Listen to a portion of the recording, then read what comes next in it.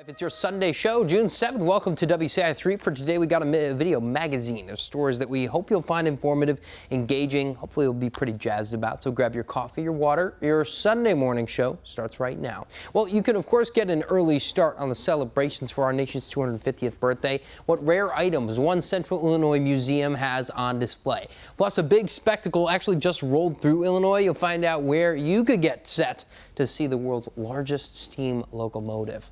And Chicago is, of course, city of firsts, including the skyscraper, but how the iconic buildings were actually built out of a place of necessity and need. But first, we'll start this morning off with this, as we are quickly approaching to America's 250th birthday celebration. But the Champaign County History Museum isn't waiting until July 4th to kick off their celebrations. Throughout the month, State police have released body camera footage of an officer-involved shooting in Central Illinois last month. Why they say their actions were justified. Plus $1.2 million. That's what was raised last year for Cop on a Rooftop. This year we're taking that to higher ground, quite literally. And it's a face-to-face encounter one mom didn't expect. Her toddler looked straight into the eyes on the patio. That is in our trending topics of the day. All of that and more in store for you on the morning show, which starts right now. For over 20 years, Illinois law enforcement officials have teamed up to raise money for Special Olympics, and they are doing it again right now. It's called Cop on a Rooftop. Officers take to the roof at Dunkin' Donut locations all across the state to collect money for Special Olympics. Over the years, officers have raised nearly $9 million. And one of those rooftops is in Mahomet, and that is where we find WCIA 3's Mitchell Reif, who's joining us now live. Mitchell, how is everything going so far?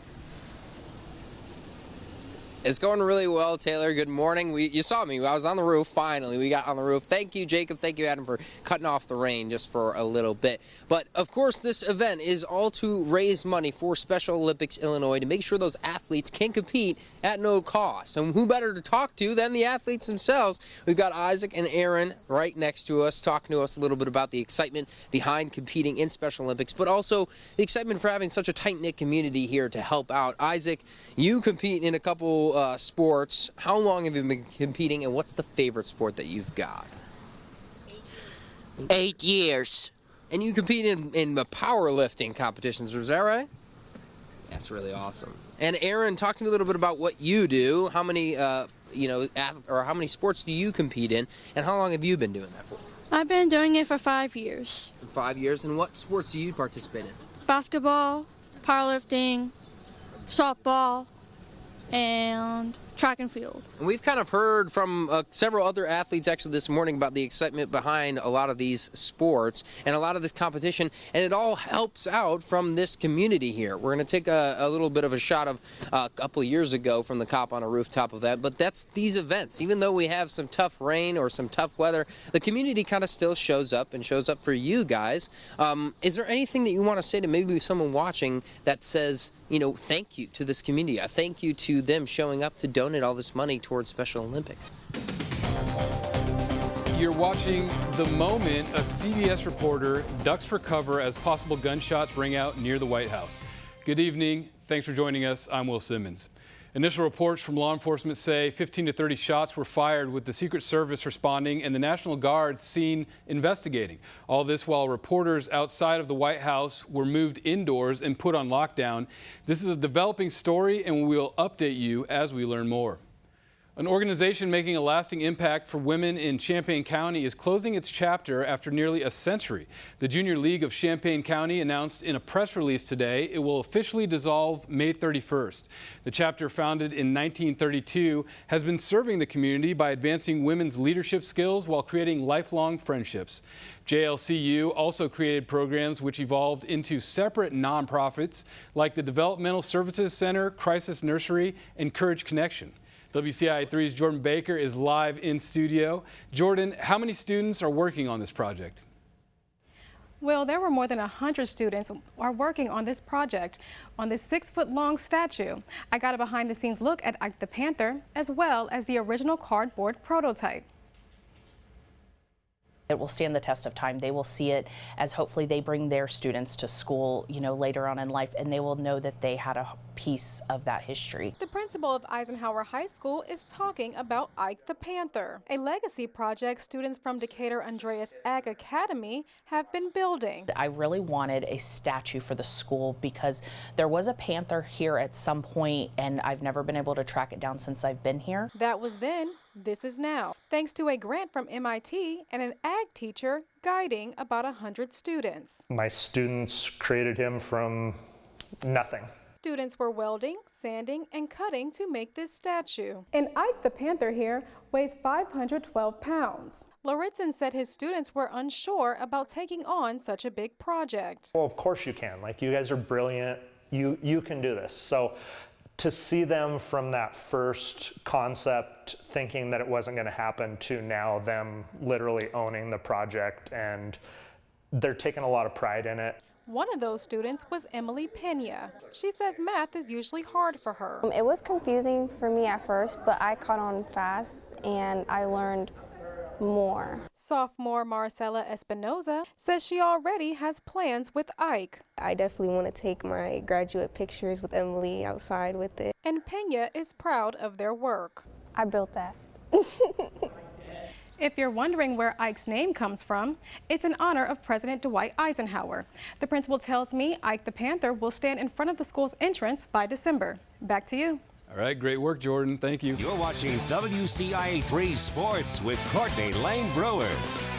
Tons of WCIA 3 viewing area track and field athletes taking home gold at today's IHSA Girls State Finals, with 3 area teams taking home hardware. It's a tie between teams at the top of 1A. Maroa Forsyth and Effingham St. Anthony finished tied for first. Claire Einer winning the 1 and 2 mile events, while the Bulldogs were led by just 2 athletes, Reese Haney, and Aubrey Denning, scoring points in the finals. Haney winning a pair of events on the track. And in Class 2A, it's a runner-up finish for Danville, 7 points behind first place Troy Triad. Samantha Brown wins the pole vault, and Jamia Esther wins the 200 meters for the Vikings, with 4 area throwers taking home gold, including Maroa Forsyth's Zion Young in the 1A shot put.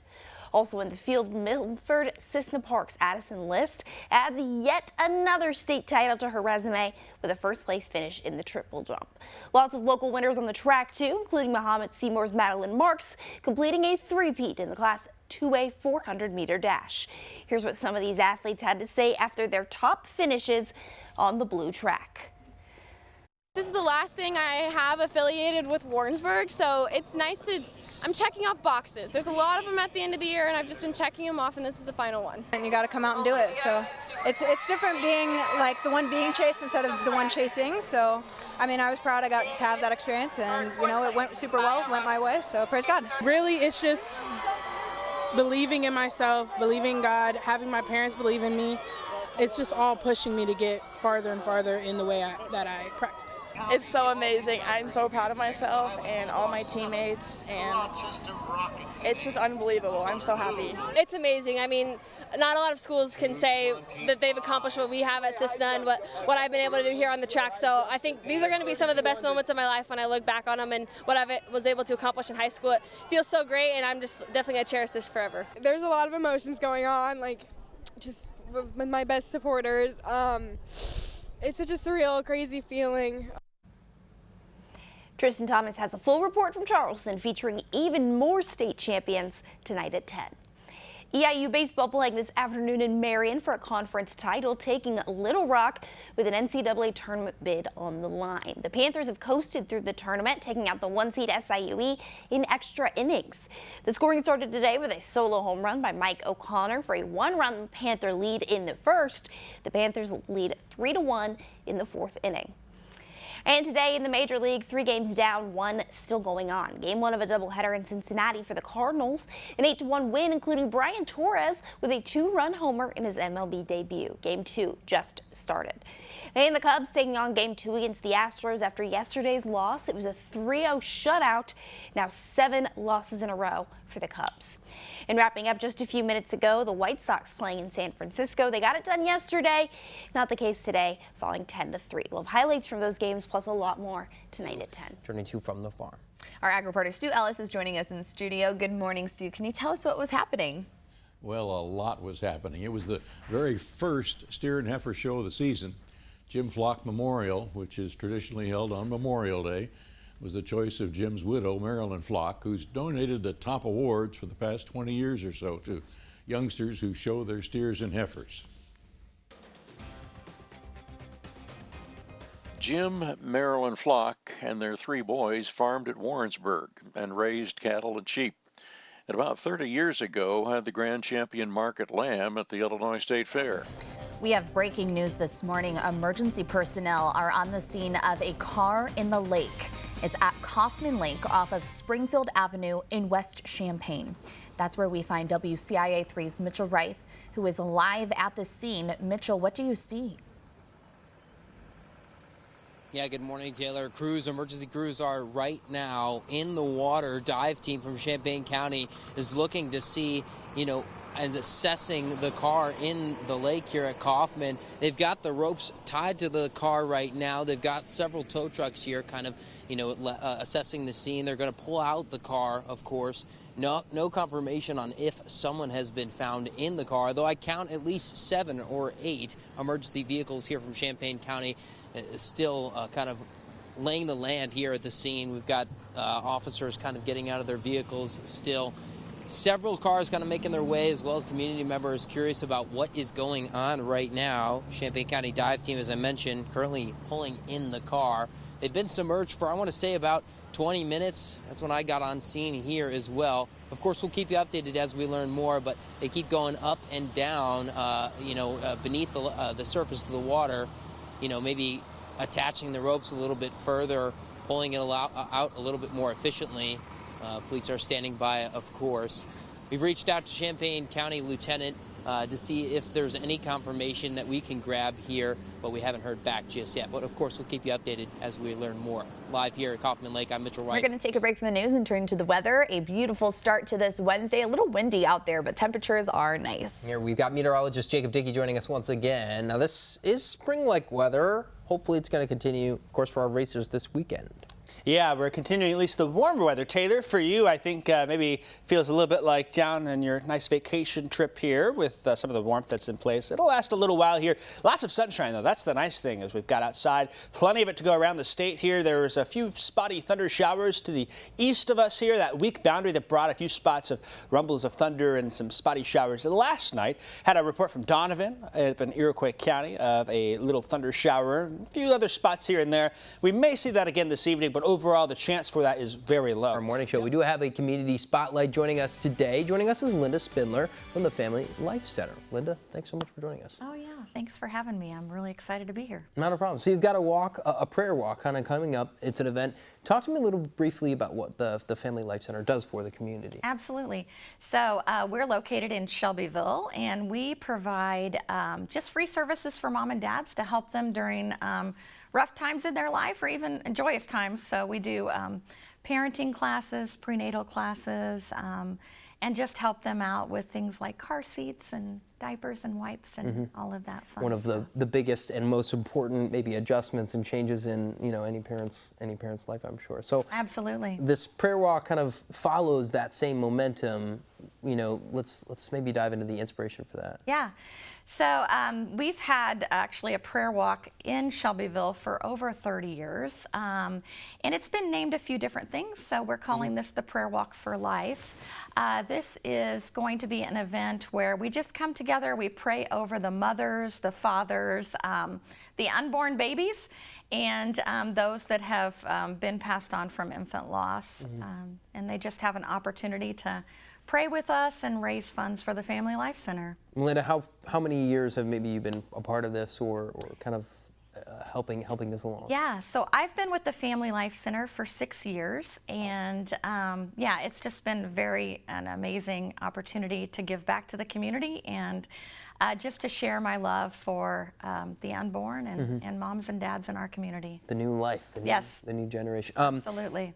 Your inspiration maybe taking part in this, because joining on as, joining on for someone like a mother or a father, obviously that can be a stressful time. So to be that hand to kind of like walk them through or at least help them in some way, I have to assume there's some inspiration there. There is. It's very, very rewarding just to see families get their lives back on track and for us to just be a small part of that. I think that's very special. For maybe someone kind of watching, what does this walk kind of maybe mean for them? What's at the walk? What's going to be taking place? We have a lot of families that come together, and this is just a time for them to share their mission with us, to join with us in praying for the clients that come through our doors and just provide some hope and help for them. There's some things happening after the walk as well. Real quick, maybe right before we wrap, some events happening there. Yeah, so right after the walk there is an event. I'm not really completely familiar with it, but it is a Spring into Recovery event that's going to be held right after the prayer walk there at the Lake Point Pavilion out at Lake Sarah. Or Lake Shelbyville, I'm so sorry. Lake Shelbyville. Yeah, okay. Let's get that right. But then that prayer for walk, April 25th at 10 a.m. Awesome. Linda, thanks so much for coming on. Yes, thank you for having us. We appreciate it. Of course. Don't forget you can learn more about this event, including others in our communities. Just head on over to our website. It's WCIA.com. Quick break, but before we do so, tease your forecast. And we have some guests, I think. We do have some guests in the studio here. Say hello to the third graders at Carl Sandburg Elementary in Charleston, Coles County in the house here. They are here learning about the news station, what we do, and about the weather. Great to have them there. Look at them all waving. Keep waving. Don't stop. They're going crazy. How long can we let them wave? How long can we have them wave? I feel like we could have them wave all day long if we wanted probably. Hey, great day as well in Effingham. You can see the camera outside real quick here. Lots of sunshine. Mitchell was even trying to join waving. I was trying to. Great day to get outside and go to the park. We'll have some fun with the weather forecast. I've got those details after this.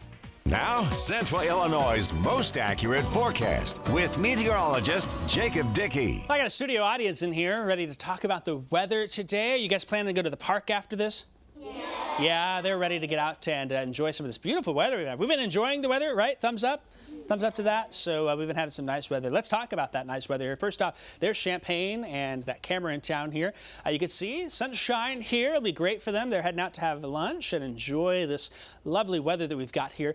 Temperature out there right now is at 76. Wow, it's warm here, even for early April. South and west wind, a little breezy. It's 22 miles an hour. I saw the teachers passing out some hairspray to help them out there as things are moving along. Heading to the park today. Look at temperatures, 77 at 3 o'clock. Even this evening, be nice to play outside and enjoy things. We're cooling off into the 60s after 9 p.m. there, and keeping a mix of clouds out there. I don't think we have any rain this afternoon or into tonight, early at least. 77, southwest wind gusts 20 to 30 miles an hour. Here's those highs for the day. 77 in Champaign, 78 in Monticello, Clinton at 78. We'll be up to 80 in Springfield, 79 Taylorville. Anyone spot Charleston on the map here? Point to it if you do. See it right there? There's a few fingers popping up there pointing to Charleston. It'll be 78 when you guys go back home this afternoon for the high temperature today. Now tonight we actually may get a little rain to come on in here, some late rain and thunder, and that may allow for a bit of a wet morning tomorrow for some of us here. The chance is there for some scattered showers and storms, probably focus in the morning. Do you guys have morning recess?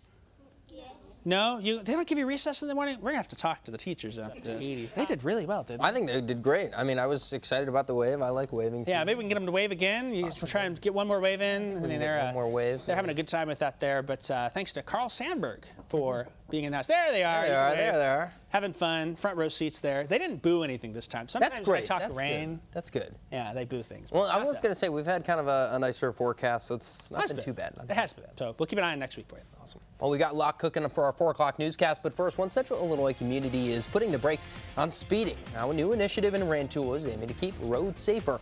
And for our ag community, here's the corn and soybean prices.